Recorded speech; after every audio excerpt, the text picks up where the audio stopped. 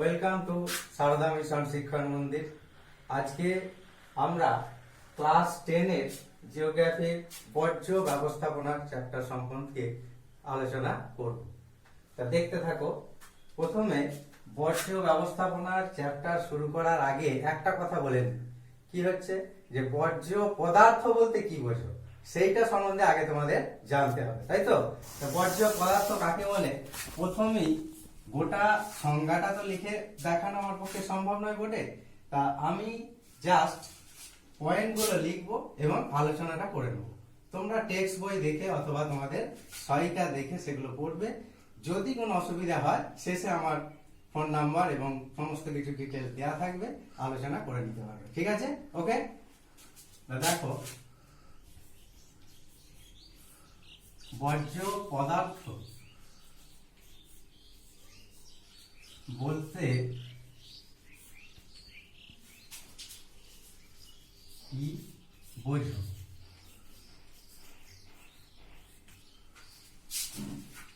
পরিবেশে ছড়িয়ে ছিটিয়ে থাকা আমাদের ব্যবহার করা বিভিন্ন দ্রব্য, যেগুলো আমাদের ব্যবহার করার পর অপ্রয়োজনীয় মনে হয় আমাদের কাছে, সেগুলি আমাদের কাছে বর্জ্য পদার্থ বলে গণ্য হয়। ঠিক আছে? তাহলে বর্জ্য পদার্থ বলতে কি বোঝো আশা করি বোঝা গেল। উদাহরণস্বরূপ বলতে পারো গৃহস্থলীর বর্জ্য, যেমন বাড়িতে ব্যবহার করা বিভিন্ন জিনিসপত্র, আনাজের খোসা থেকে আরম্ভ করে সবজির খোসা থেকে আরম্ভ করে বাড়িতে তোমার কাঠ, কাঁচের টুকরো, প্লাস্টিক, এগুলো সবই বর্জ্য পদার্থ। ঠিক আছে?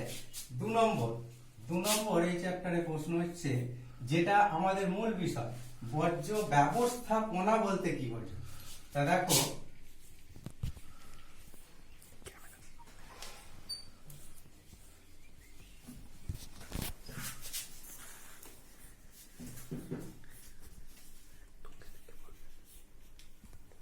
বলতে কি বোঝো? বর্জ্য ব্যবস্থাপনা মানে পরিবেশে যে সমস্ত বর্জ্য পদার্থগুলি সৃষ্টি হলো সেই বর্জ্যগুলিকে সঠিকভাবে এবং সঠিক জায়গায় নিয়ন্ত্রণ রাখা বা নিয়ন্ত্রণ করে ফেলে দেয়া বা রেখে দেয়া, সেটা হচ্ছে বর্জ্য ব্যবস্থাপনা। তবে এটার জন্য এখন আমাদের বিজ্ঞানীরা, বৈজ্ঞানিক কোথায় এটাকে করতে হবে, তবে আমরা নিজেরাও এটাকে করতে পারি। যেমন ধরো বিভিন্ন ধরনের বাড়ির যে সমস্ত আনাজের খোসা, গৃহপালিত পশুর মল মূত্র, এইগুলোকে যত্রতত্র, প্লাস্টিক, এইগুলোকে যত্রতত্র না ফেলে যে কোনো এক জায়গায় জড়ো করা হলো, বা বাড়ির কোণে গর্ত করা হলো, সেই গর্ত করে সেগুলোকে ফেলে দেওয়া হলো এবং মাটি চাপা দিয়ে দেওয়া হলো। ঠিক আছে? ওকে, তা এইরকম ভাবে আমরা বর্জ্য ব্যবস্থাপনা করতে পারি, নিজেই করতে পারি। তবে এ ব্যাপারে শিক্ষার্থীদের বিশেষভাবে গুরুত্বপূর্ণ ভূমিকা পালন করতে হবে। হ্যাঁ, ঠিক আছে। 3 নম্বর বর্জ্য ব্যবস্থাপনার আর একটা প্রশ্ন হচ্ছে যে সব থেকে বেশি জোর দিয়েছে আমাদের এখন সরকার 3R প্রথা। দেখবে তোমাদের প্রত্যেকে সরকার এখন যে সমস্ত খাতাগুলো দিচ্ছে বা প্রাইভেট থেকেও যে খাতা কিনছো, তার পিছনে লেখা থাকে 3R। 3R কথার মানে কি? 3R হচ্ছে বর্জ্য ব্যবস্থাপনার 3টি প্রথা। হ্যাঁ, তা একটু উপরে লিখছি আমি। আচ্ছা, আগের গুলো মুছে দেওয়া যাবে? মুছে দিচ্ছি।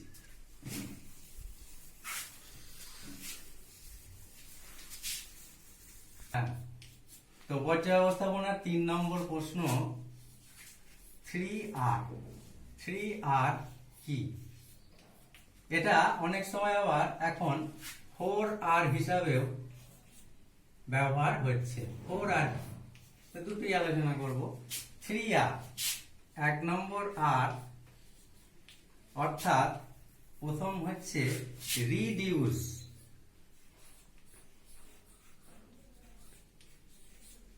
রিডিউস অর্থাৎ বর্জ্য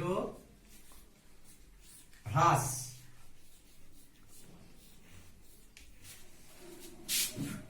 2 নম্বর রিইউজ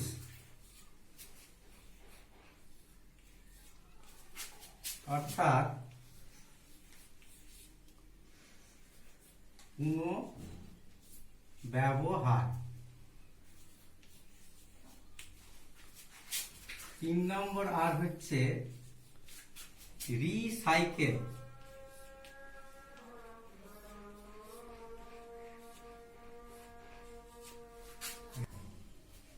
রিসাইকেল অর্থাৎ পুনর্নবীকরণ।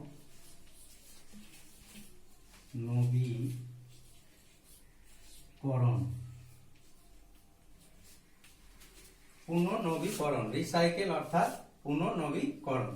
আবার এই যে এখানে লিখেছি যে অনেকে 3R ব্যবহার করে, আবার কেউ কেউ 4R কথাটাও বলছে। তাহলে 4R বলতে কি বোঝায়? 4R আর একটা হচ্ছে রিফিউজ।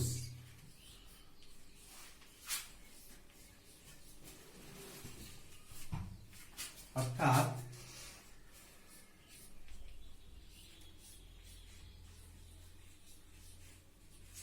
প্রত্যাখ্যান।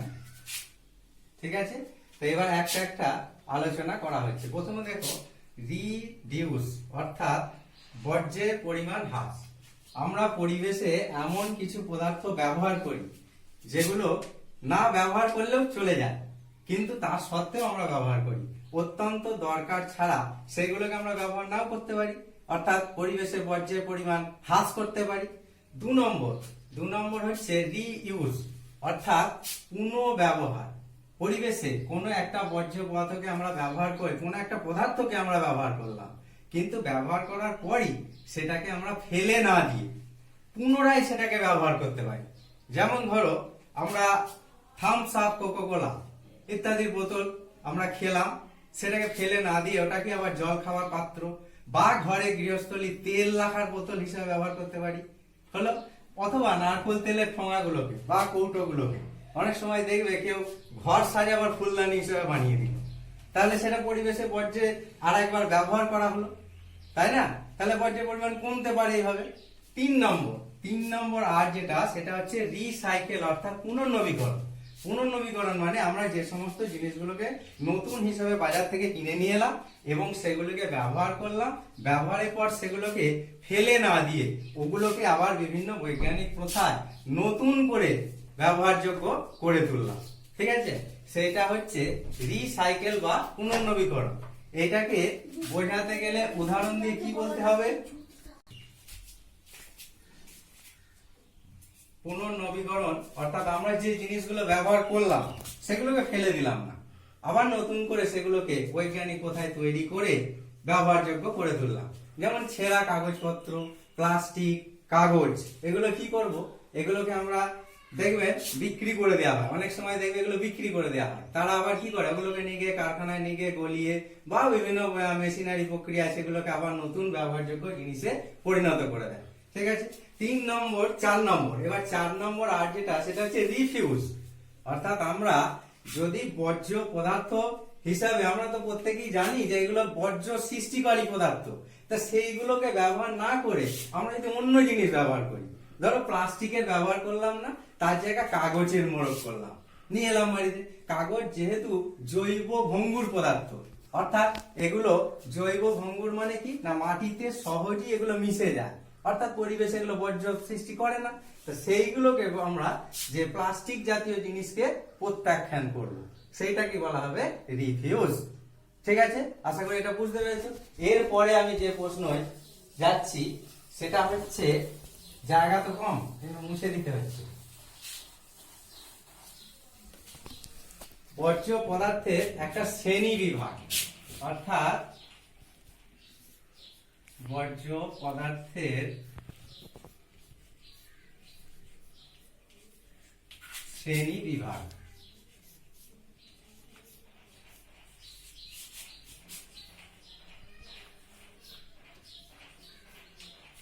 শ্রেণী বিভাগ তা বর্জ্য পদার্থকে আমরা প্রথমত দুটো ভাগে ভাগ করব। এক নম্বর হচ্ছে পার্থিব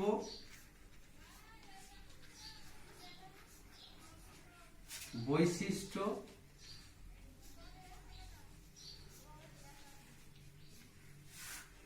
অনুসারে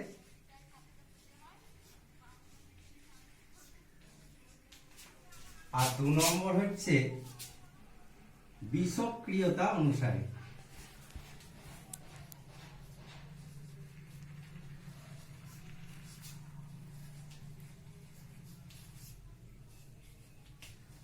বিষক্রিয়তা অনুসারে। এইবার এই পার্থিব বৈশিষ্ট্য অনুসারে বর্জ্য পদার্থকে আবার 3টি ভাগে ভাগ করা হয়। 1 নম্বর হচ্ছে কঠিন,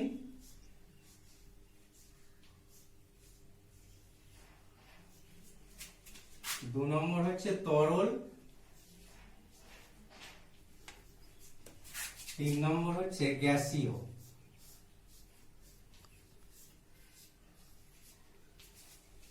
তাহলে পার্থিব বৈশিষ্ট্য অনুসারে বর্জ্যকে 3 ভাগে ভাগ করলাম, একটা হচ্ছে কঠিন, তরল এবং গ্যাসীয়।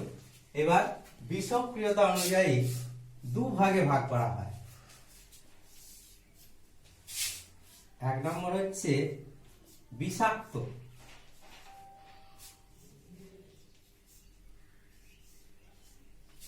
আর 2 নম্বর হচ্ছে বিষহীন বর্জ্য।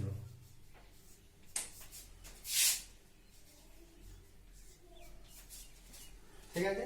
এবার পার্থিব বৈশিষ্ট্য অনুসারে কঠিন, তরল, গ্যাসীয় এইগুলো কি না কঠিন বর্জ্য। কঠিন বর্জ্যের সংখ্যায় কিন্তু আমাদের পরিবেশে সব থেকে বেশি।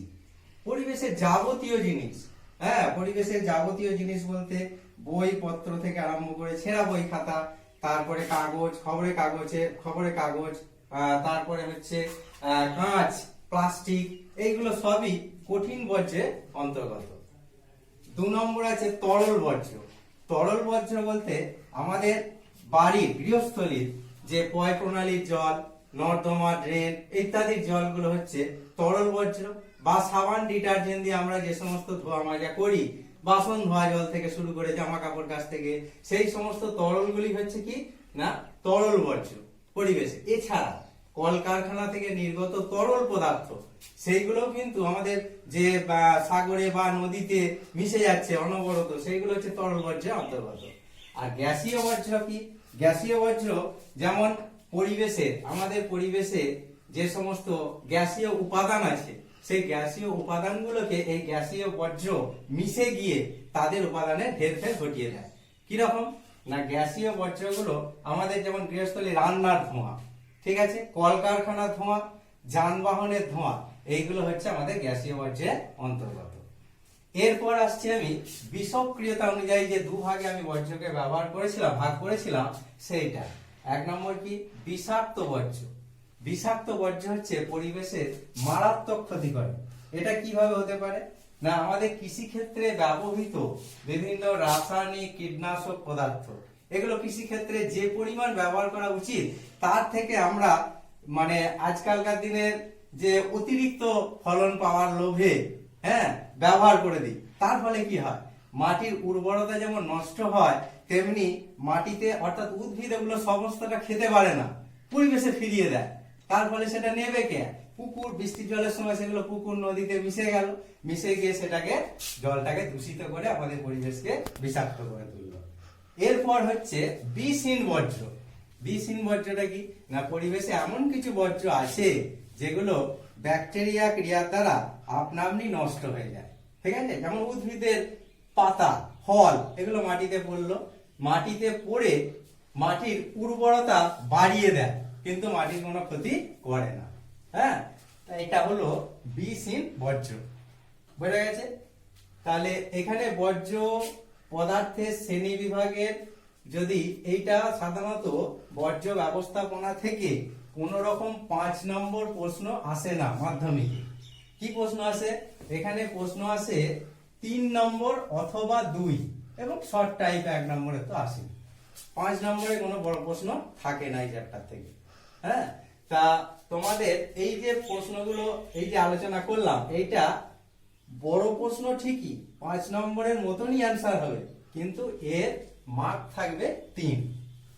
তোমাকে এইভাবেই লিখতে হবে, এইটা ছক করে দেবে, ছকের আকারে লিখে তারপরে এই যে বৈশিষ্ট্য অনুসারে ভাগ করে দিলে আর বিষক্রিয়তা অনুসারে ভাগ করে দিয়ে এগুলো একটা একটা পয়েন্ট হিসাবে বর্ণনা করতে হবে। এখন তো আমি এই বোর্ডেতে সমস্তটা করতে পারবো না, লিখে লিখে পয়েন্টগুলো দিয়ে দিলাম, এগুলো তোমরা পাঠ্য বই, টেক্সট বই লিখে অথবা তালিকা থেকে করে নেবে। এই চ্যাপ্টারের নেক্সট প্রশ্ন হচ্ছে বর্জ্য ব্যবস্থাপনা পদ্ধতি।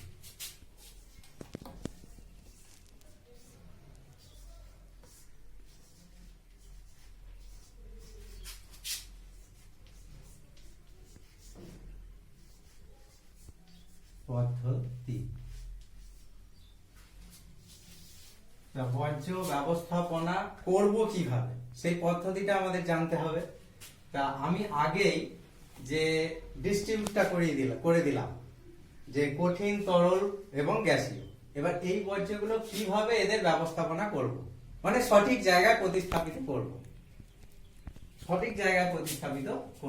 তা প্রথমে আমি কঠিন বর্জ্যের ক্ষেত্রে আসি। কঠিন বর্জ্যের ক্ষেত্রে কি করব?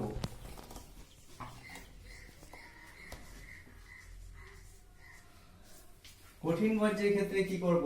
1 নম্বর হচ্ছে পরিবেশে যত কঠিন বর্জ্যগুলো আছে নিশ্চয়ই যে কোনো এক জায়গায় জমা হবে।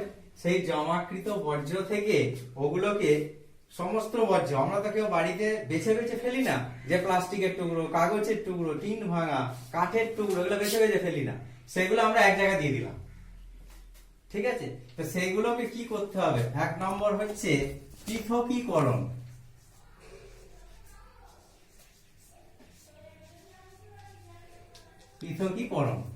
বর্জ্য পৃথকীকরণ মানে প্রথমেই ওই কঠিন বর্জ্য থেকে বিভিন্ন রকম পদার্থগুলিকে আলাদা করে নিতে হবে।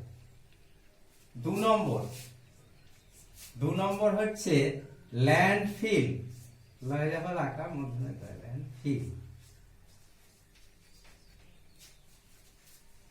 ল্যান্ডফিলটা কি না, বাড়ির মধ্যে কোনো এক কোণে একটু গর্ত করে নেওয়া হলো, সেখানে বিভিন্ন গৃহস্থলীর বর্জ্য থেকে শুরু করে শাকসবজি, আনাজের খোসা, গৃহস্থলীর মানে গৃহপালিত পশুর মল মূত্র ইত্যাদি সব এক জায়গায় ফেলে দেওয়া হলো গর্তের মধ্যে। তারপরে গর্তটা যখন ভর্তি হয়ে যায় তখন কি করব?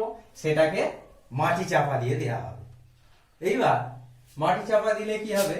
ওটা কিছুদিন পরে তোমার সারে পরিণত হয়ে যাবে, জৈব সার।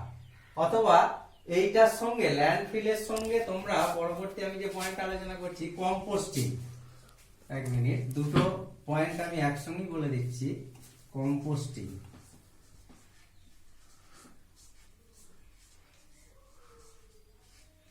কম্পোস্টিং এই দুটো পয়েন্ট কিন্তু পরস্পর সম্পর্কযুক্ত।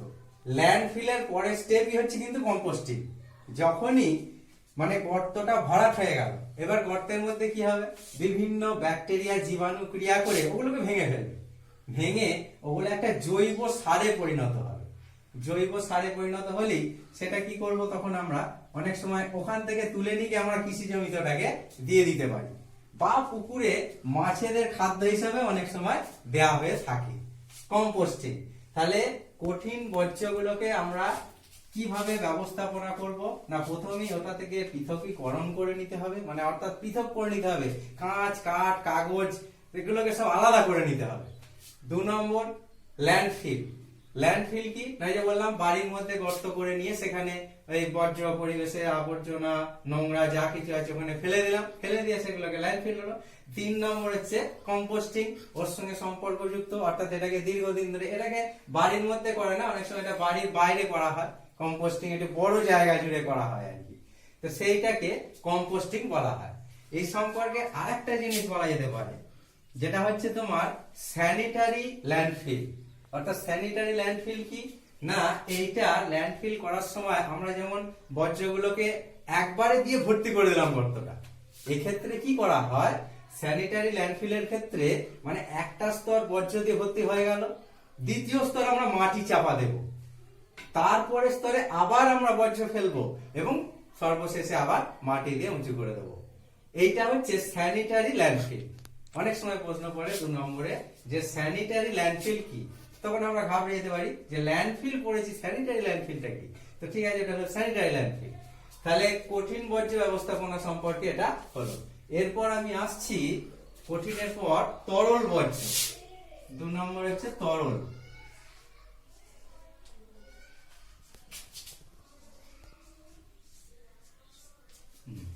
তরল বর্জ্যের ক্ষেত্রে কি করব? তরল বর্জ্যের ক্ষেত্রে তো আর পৃথকীকরণ করা যাবে না, ল্যান্ডফিল করা যাবে না, কম্পোস্টিং করা যাবে না। তাহলে তরল বর্জ্যের ক্ষেত্রে আমাকে যে জিনিসটা করতে হবে সেটা হচ্ছে, তরল বর্জ্যের ক্ষেত্রে 1 নম্বর হচ্ছে নিষ্কাশন পদ্ধতি।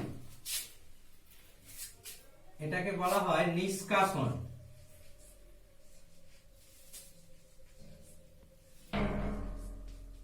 নিষ্কাশন পদ্ধতি।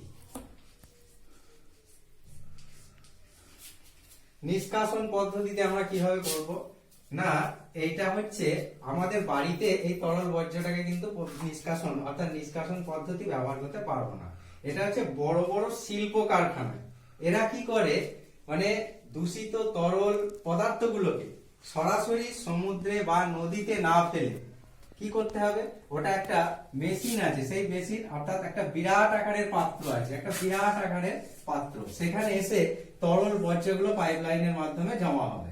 জমা হওয়ার পর এখানে একটা বিশেষ পদ্ধতির সাহায্যে সেটা পরিশ্রুত হবে এবং পুনরায় ওই কারখানার জল হিসেবে ব্যবহৃত করতে পারে, অথবা সেটাকে কি করতে পারে, পুকুর নদীতেও মিশিয়ে দিলে জলের কোনো ক্ষতি হবে না, অর্থাৎ পরিবেশের কোনো ক্ষতি হবে না। হ্যাঁ, তা সেটা হচ্ছে নিষ্কাশন পদ্ধতি, যেটা আমরা বাড়িতে করতে পারবো না, করলেও সে অনেক ব্যয় সাপেক্ষ, করা যাবে না। এটা আমাদের কি করতে হবে, তরল বর্জ্যকে চেষ্টা করতে হবে যতটা সম্ভব মানে পরিশুদ্ধ করে ফেলা, অর্থাৎ পুকুরে না পড়ে সেই হিসাবে আর কি। তা এইবার হলো তরল বর্জ্যের একটাই পদ্ধতি নিষ্কাশন, এছাড়া অন্য উপায় নেই। 3 নম্বর পদ্ধতি, এখানে জায়গা কম, একটু উপরেই করছে এটা।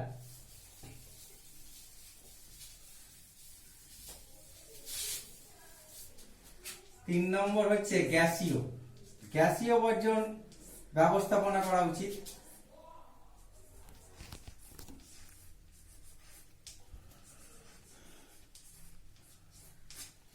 গ্যাসীয় বর্জ্য ব্যবস্থাপনা করা উচিত, সেটা কিভাবে করব না, গ্যাসীয় বর্জ্য বলতে কলকারখানার ধোঁয়া, যেটা কলকারখানা থেকে নির্গত হয় ওটাকে কি বলা হয়, গ্যাসীয় বর্জ্যটাকে যে নিষ্কাশন করার পদ্ধতিটাকে বলা হয় স্ক্রাবার।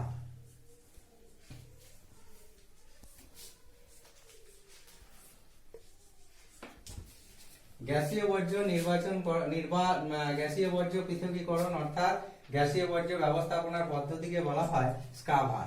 এই স্ক্রাবার কলকারখানা থেকে নির্গত বিভিন্ন ধোঁয়া, গ্যাসীয় পদার্থ, এগুলোকে বাতাসে যদি আমরা সরাসরি ছেড়ে দিই তাহলে কি হবে, পরিবেশে যে সমস্ত উপাদানগুলো রয়েছে অর্থাৎ carbon die oxide, oxygen, nitrogen, এদের মাত্রাগুলোর হেরফের হয়ে যাবে। সেই জন্য কি করা হয়, অর্থাৎ সরকার থেকে এটা আমাদের নিয়ন্ত্রণের ব্যবস্থা, অর্থাৎ কারখানা অ্যাক্টে মানে ফ্যাক্টরি অ্যাক্টে এটাকে মাস্ট করে দিয়েছে যে স্ক্রাবার যন্ত্র ব্যবহার করতে হবে।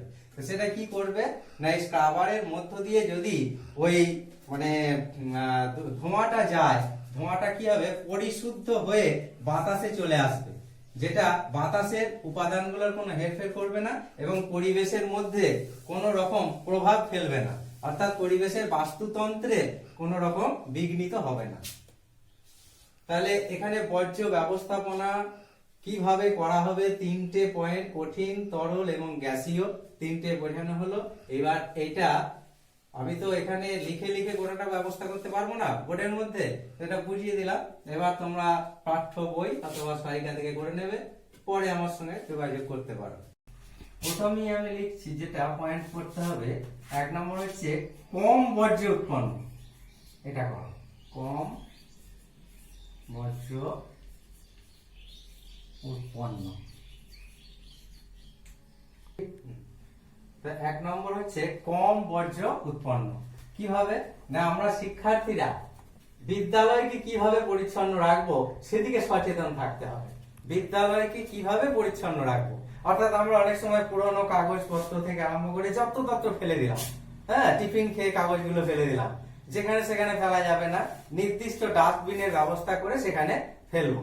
এবং কম বর্জ্য বলতে কি বোঝায়, যে যে জিনিসটা আমরা ব্যবহার করলাম সেইটাকে কম করে ব্যবহার, অর্থাৎ লজেন্স বা কেকের প্যাকেটকে আমরা স্কুলে কেন নিয়ে আসবো, সেটা করবো না। বাড়ির মধ্যে বা অন্য কোনো জায়গায় সেগুলোকে আমরা খাবো না কেন, খাবো, অবশ্যই খাবো, কিন্তু বিদ্যালয়কে নোংরা করে নয়। 2 নম্বর হচ্ছে যে বিদ্যালয়ের পরিবেশ বিদ্যালয়ের পরিবেশ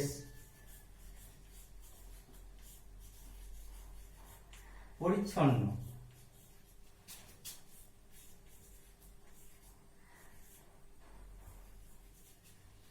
পরিচ্ছন্ন করা। বিদ্যালয়ের পরিবেশ অর্থাৎ বিদ্যালয় একটা মানে এখান থেকে শুধুমাত্র শিক্ষার্থীরা শিক্ষানীতি আসে না, এখান থেকে শিখতে হবে যে সমাজকে বা পরিবেশকে কিভাবে পরিবেশের উন্নয়ন ঘটানো যাবে সেটাও শিখতে হবে। কিন্তু বিদ্যালয়ের পরিবেশ, বিদ্যালয়ে যেখানে আমরা ক্লাস করব সেই জায়গা যদি অপরিষ্কার অপরিচ্ছন্ন হয়ে থাকে তো সে দায়ভার কে নেবে? একজন ছাত্র অর্থাৎ শিক্ষার্থীকেই নিতে হবে। তাহলে বিদ্যালয়ের পরিবেশ, শিক্ষার পাশাপাশি বিদ্যালয়ের পরিবেশকে পরিচ্ছন্ন রাখার দায়িত্ব কিন্তু শিক্ষার্থীদের। 3 নম্বর হচ্ছে গৃহস্থলীর পরিবেশ।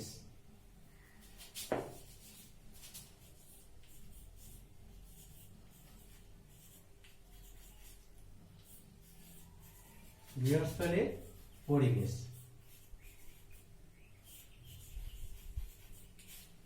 বিদ্যালয়কে যেমন পরিষ্কার পরিচ্ছন্ন রাখতে হবে, তেমনি শিক্ষার্থীদের অবশ্যই মনে রাখা উচিত যে আমাদের নিজেদের বাড়ির পরিবেশটাকে কিভাবে পরিচ্ছন্ন রাখা যায়।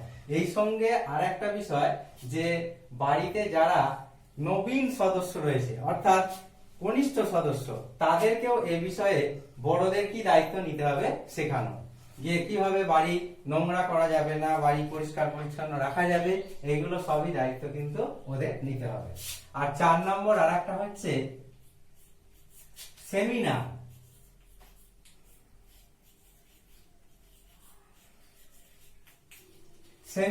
অর্থাৎ কোন জনবহুল এলাকা, বাজার বা বিদ্যালয়ের যে প্রাঙ্গণ, সেখানেও তোমরা মাঝে মাঝে বিশেষ অনুষ্ঠান, ছোট ছোট অনুষ্ঠান, সেমিনার, ব্যানার ছাপিয়ে পরিবেশ ভাবনা জাগিয়ে তুলতে পারো, অর্থাৎ বর্জ্য ব্যবস্থাপনা সম্পর্কে মানুষকে সচেতন করে তুলতে পারো। তাহলে শিক্ষার্থীদের এই কটা ভূমিকা অবশ্যই পালন করতে হবে বর্জ্য ব্যবস্থাপনা সম্পর্কে।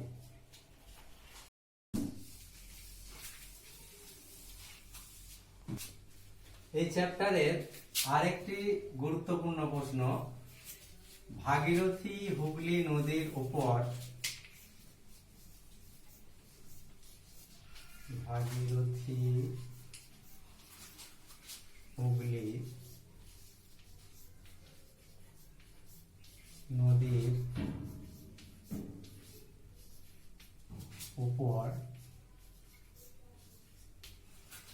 বর্জ্যের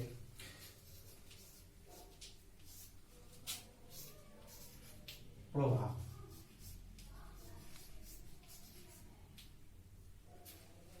তাহলে ভাগীরথী হুগলি নদীর উপর বর্জ্যের প্রভাব। ভাগীরথী হুগলি হচ্ছে আমাদের পশ্চিমবঙ্গ তথা ভারতের সবথেকে গুরুত্বপূর্ণ একটা নদী।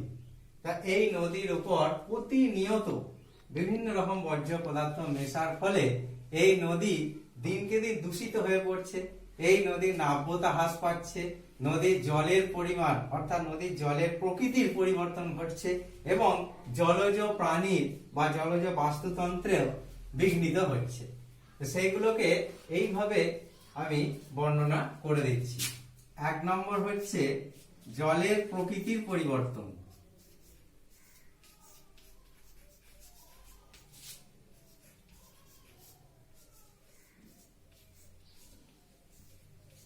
প্রকৃতির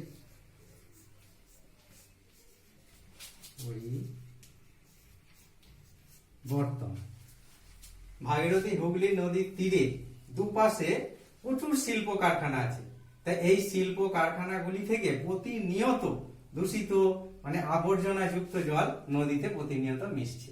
এর ফলে কি হচ্ছে, জলের যে গুণগত মান, সেই জলের গুণগত মান নষ্ট হয়ে যাচ্ছে, অর্থাৎ জলের প্রকৃতির পরিবর্তন ঘটছে।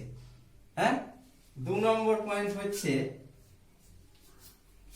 যে নাব্যতা হ্রাস।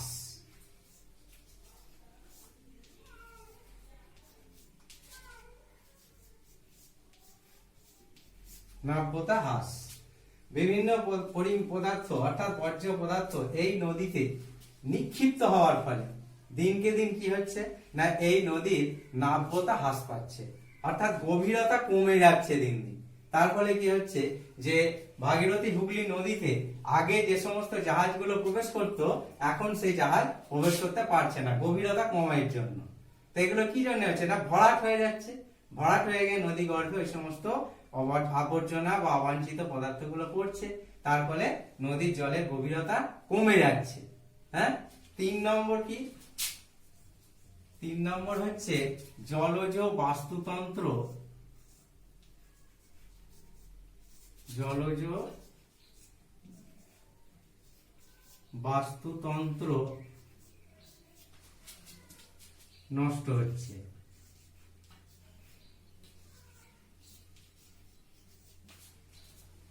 জলজ বাস্তুতন্ত্র অর্থাৎ জলেতে বিভিন্ন প্রকারে ওই দূষিত নোংরা আবর্জনা মেশার ফলে জলের গুণগত মানের পরিবর্তন হয়ে যাচ্ছে। জলে বসবাসকারী বিভিন্ন রকমের মানে জলজ প্রাণী মারা যাচ্ছে। অর্থাৎ হুগলি নদীতে দেখবে যে আগে ইলিশের আনাগোনা ছিল, ইলিশ মাছের সংখ্যা কিন্তু এখন অনেক কমে গেছে। হ্যাঁ, যে যেমন ধরো অয়েল ট্যাঙ্কার থেকে যে সমস্ত জাহাজগুলি মানে তেল নিয়ে আসছে, তৈল পরিবহনকারী জাহাজ, তারা তাদের এগুলো ওখানে মানে ট্যাঙ্কার গুলো ওখানে পরিষ্কার করছে। পরিষ্কার করার ফলে মানে প্রচুর পরিমাণে তেল জলেতে মিশছে। জলে মেশার ফলে কি হচ্ছে, জলের গুণগত মান নষ্ট হচ্ছে এবং জলেতে বসবাসকারী বিভিন্ন ধরনের জলজ প্রাণীরা মারা পড়ছে। এটা হয়ে গেল। আর 4 নম্বর হচ্ছে যে জল দূষণ, নদীর জল দূষিত হচ্ছে।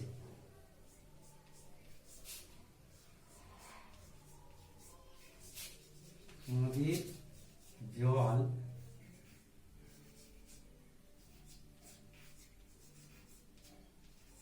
দূষিত হচ্ছে। নদীর জল কি বিভিন্ন অবাঞ্ছিত পদার্থ ওখানে মেশার ফলে আগে হুগলি নদী অর্থাৎ আমাদের গঙ্গা নদী পবিত্র নদী হিসাবে পরিচিত ছিল, মানে ওই জলকে পান করার যোগ্য জল ছিল আগে। কিন্তু এখন মানে অনেকে আমাদের হিন্দুরাই বলো যারাই বলো গঙ্গা নদীতে কি করি, একটা পুণ্য নদী, ওখানে পুণ্য স্নান করা হয়। এখন কি হয়েছে না নদীর জল এমন দূষিত হয়ে গেছে যে ওই নদীতে বিভিন্ন মানে নদীর জলে যে সমস্ত অবাঞ্ছিত পদার্থ মিশেছে তার ফলেই কিন্তু এটা সৃষ্টি হয়েছে দূষণটা। তো এই দূষণের মাত্রা কমানোর জন্য অবশ্যই এখন সরকার বিভিন্ন পদক্ষেপ নিয়েছে, গঙ্গা অ্যাকশন প্ল্যান, নমামি গঙ্গা, এইসব বিভিন্ন পরিকল্পনাগুলো নেওয়া হয়েছে। সেগুলো পরবর্তীতে আমি আসছি আলোচনায়। তা এই 4টে পয়েন্ট মোটামুটি লিখতে পারো যে ভাগীরথী হুগলির উপর বর্জ্যের প্রভাব সম্পর্কে। যেটা হচ্ছে গঙ্গা অ্যাকশন প্ল্যান কি? গঙ্গা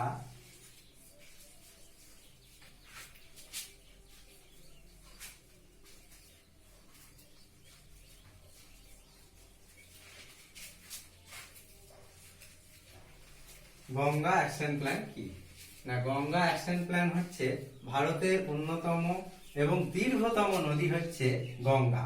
তা এই নদীতে বা এই নদীর দুতীরে অর্থাৎ হুগলি নদীর দুই তীরে যে সমস্ত শিল্প কারখানাগুলি রয়েছে সেগুলো থেকে বিভিন্ন প্রকার মানে বর্জ্য পদার্থ গঙ্গা নদীতে মিশে সেই নদীর জলের প্রকৃতি নষ্ট করে দিচ্ছে, অর্থাৎ গঙ্গা নদীকে দূষিত করে তুলছে। এর জন্য সরকার একটা বিশেষ পরিকল্পনা গ্রহণ করেছে। সেই পরিকল্পনাটার নামই হচ্ছে গঙ্গা অ্যাকশন প্ল্যান। এই প্ল্যানে কি বলা হয়েছে না শিল্প কারখানাগুলি থেকে নির্গত বর্জ্য পদার্থগুলিকে মানে পরিশুদ্ধ করে গঙ্গা নদীতে ফেলতে হবে 1 নম্বর। আর কি করতে হবে না এই অবস্থা যদি মানে কোন কারখানা বা শিল্পপতিরা মেনে না চলে তার বিরুদ্ধে সরকার ব্যবস্থা নেবে, অর্থাৎ অ্যাকশন নেবে। এইটাই হচ্ছে গঙ্গা নদীকে দূষণ মুক্ত করার জন্য যে পরিকল্পনা তা হচ্ছে গঙ্গা অ্যাকশন প্ল্যান। ঠিক আছে। আচ্ছা, এইবার 2 নম্বর যে প্রশ্ন আসে, 2 নম্বর প্রশ্ন হচ্ছে যে আগের প্রশ্নের মতনই এটা কিছুটা রিলেটেড। এটা কি হচ্ছে নমামি গঙ্গে।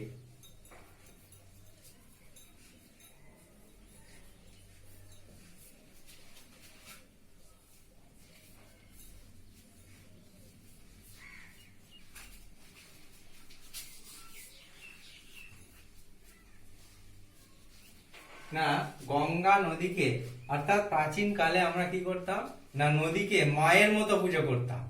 হ্যাঁ, নদী ছিল মানুষের মায়ের মতো, মানুষের কাছে। দেখবে প্রাচীন কালে যে সমস্ত সভ্যতাগুলি গড়ে উঠেছিল সেই সভ্যতাগুলো সবই কিন্তু নদী কেন্দ্রিক সভ্যতা। হ্যাঁ, নদী কেন্দ্রিক সভ্যতা, নদীর তীরে সভ্যতা গড়ে তোলার বিভিন্ন সুবিধাগুলো পেয়েছিল বলেই মানুষ কিন্তু নদীর তীরে সভ্যতাগুলি গড়ে তুলেছিল। অর্থাৎ নদীকে মানুষ মায়ের মতো পুজো করত।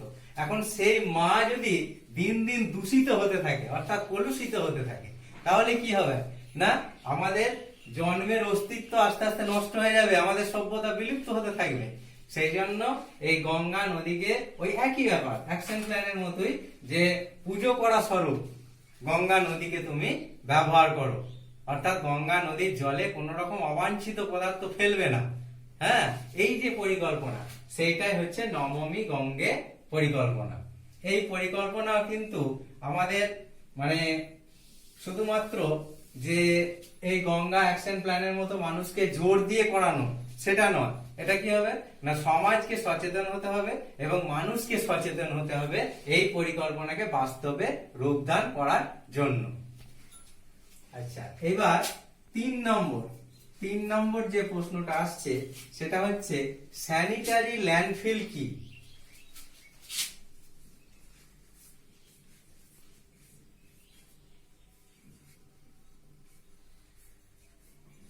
স্যানিটারি ল্যান্ডফিল কি? স্যানিটারি ল্যান্ডফিল কি না, আগে ল্যান্ডফিল নিয়ে আলোচনা করবার সময় আগের দিন ক্লাসে আমি কিন্তু কথায় কথায় একবার স্যানিটারি ল্যান্ডফিলের কথা বলেছিলাম। তা এখন ডিটেলসে সেটা বলা হোক যে স্যানিটারি ল্যান্ডফিল এটা ল্যান্ডফিলের মতোই, অর্থাৎ বাড়ি থেকে কিছুটা দূরে একটা বিশাল আকারে গর্ত করা হলো, সেই গর্তের মধ্যে পরিবেশের যাবতীয় নোংরা আবর্জনা সমস্ত কিছু ফেলে দেওয়া হলো, অর্থাৎ ভরাট করে দেওয়া হলো। হ্যাঁ, তারপরে আমরা একটা স্তর মাটি দিয়ে ঢেকে দিলাম এবং তারপরে আবার ওর উপরে বর্জ্য ফেলতে থাকলাম। এইভাবে ভরাট হয়ে গেলে ওপরটা আবার মাটি দিয়ে ভরাট করে দিলাম। এই পদ্ধতিকে বলা হয় স্যানিটারি ল্যান্ডফিল। 4 নম্বর আসছি ওশান ডাম্পিং।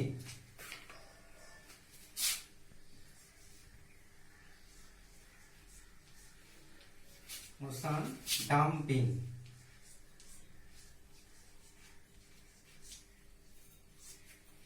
ওশান ডাম্পিং কি?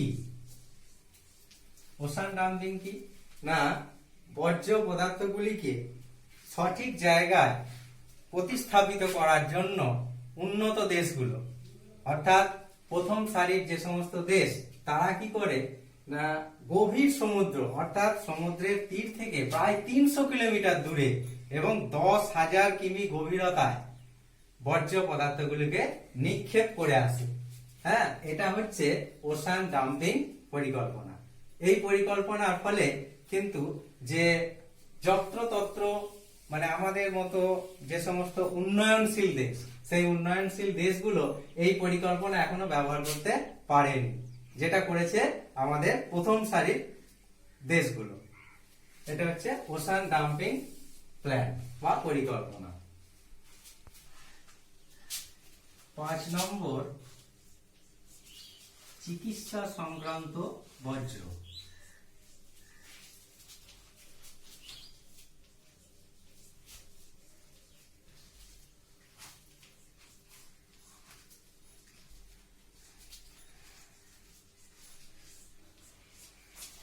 চিকিৎসা সংক্রান্ত বর্জ্য কি না আমাদের দেশে যত রকম হসপিটাল বলো, নার্সিং হোম বলো, এইগুলো থেকে বা ছোট ছোট ডাক্তারের ক্লিনিক বলো, সেইগুলো থেকে রোগীদের পরিত্যক্ত মানে রোগীদের দেয়া হচ্ছে ইনজেকশন, তারপর ওষুধের মোড়ক, ইনজেকশনের সিরিঞ্জি, ব্যান্ডেজ, গজ, অপারেশন করার পর যে সমস্ত নোংরা আবর্জনাগুলো, সেইগুলো সবই কিন্তু এই চিকিৎসা সংক্রান্ত বর্জ্যের উদাহরণ।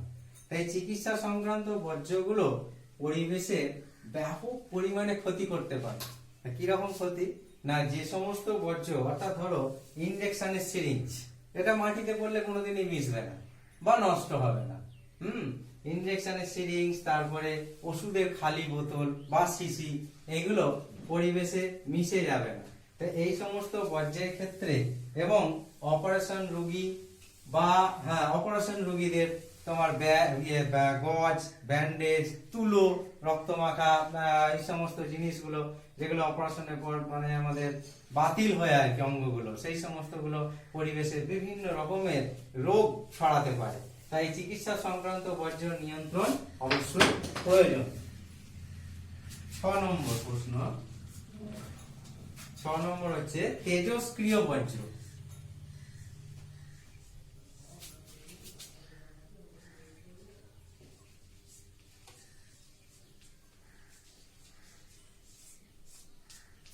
তেজস্ক্রিয় বর্জ্যটা কি না, তেজস্ক্রিয় বর্জ্য হচ্ছে পারমাণবিক শিল্প কেন্দ্র থেকে, অর্থাৎ বিদ্যুৎ উৎপন্ন হয় যেখান থেকে পারমাণবিক বিদ্যুৎ, সেখানে ইউরেনিয়াম, সোডিয়াম ইত্যাদি থেকে বিদ্যুৎ উৎপন্ন করার সময় যে বর্জ্য উৎপন্ন হয় সেই বর্জ্যটাকে বলা হয় তেজস্ক্রিয় বর্জ্য।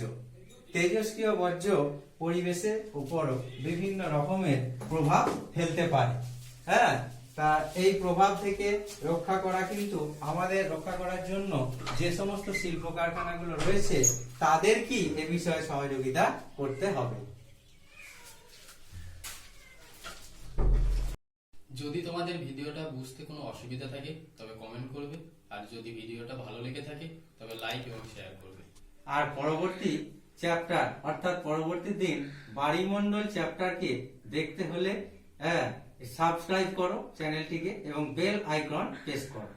হ্যাঁ, লকডাউন চলছে, তাই এই লকডাউনের সময় কেউ বাইরে থাকবেন না, ঘরে থাকুন, সুস্থ থাকুন। ধন্যবাদ।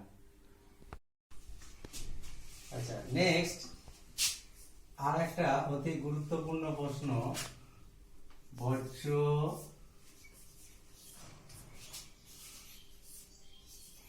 ব্যবস্থাপনায়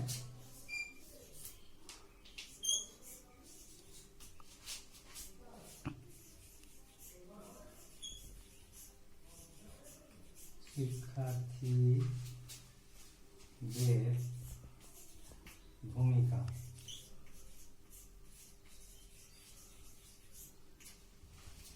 বর্জ্য ব্যবস্থাপনা অর্থাৎ পরিবেশকে দূষণমুক্ত করার ক্ষেত্রে একমাত্র শিক্ষার্থীরাই পারে সব থেকে বেশি সাহায্য করতে। কিরকম ভাবে করতে হবে না, শিক্ষার্থীদের প্রথম অবস্থান হচ্ছে